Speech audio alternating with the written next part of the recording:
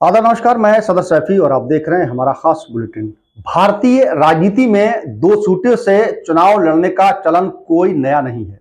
इंदिरा गांधी, सोनिया गांधी, अटल बिहारी वाजपेयी, लाल कृष्ण आडवाणी, मुलायम सिंह यादव, अखिलेश यादव और नरेंद्र मोदी भी दो सीटों से चुनाव लड़ चुके हैं।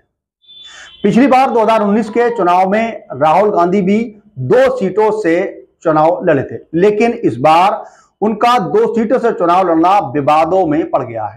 केरल में उनके राजनीतिक विरोधियों ने शुरू से ही उनके दो सीटों पर चुनाव लड़ने को मुद्दा बनाया है, लेकिन अब जबकि रायबरेली से उनका नाम फाइनल हो गया है तो उनके खिलाफ बयानबाजी चरम पर पहुंच गई है।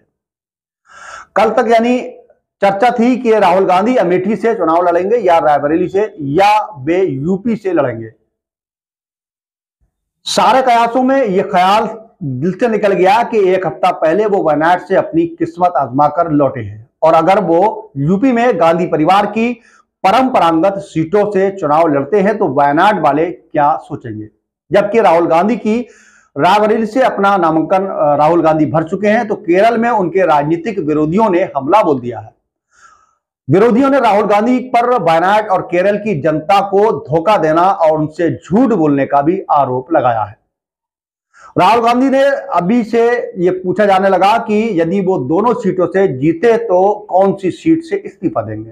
हालांकि प्रधानमंत्री नरेंद्र मोदी तो राहुल गांधी की उम्मीदवारी को लेकर लेबर तक ले गए। उनकी टिप्पणी के video social media website x पर पोस्ट करते हुए मोदी ने बस इतना ही लिखा कि डरो मत, भागो मत।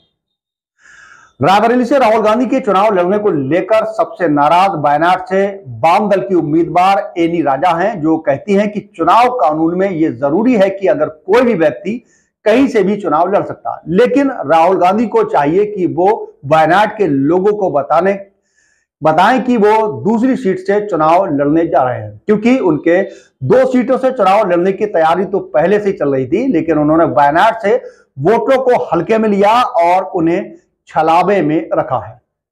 वह कहती हैं कि ना राहुल ने और ना ही कांग्रेस पार्टी ने राजनीतिक नैतिकता का पालन किया। पहले वे अमेठी को अपना परिवार कहते थे, फिर वायनाड को अपना परिवार कहते हैं, और अब वो रायबरेली को अपना परिवार कहते हैं।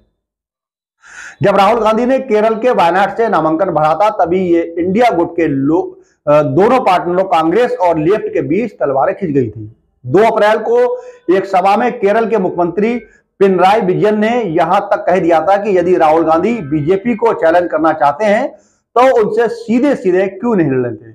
लेफ्ट उम्मीदवार एनी राजा के सामने चुनाव लड़ने से उन्हें क्या मिलेगा। वही मणिपुर फैक्ट की फाइंडिंग टीम का हिस्सा रही एनी राजा की बदौलत ही वहां पर हुई हिंसा का सच सामने आ सका।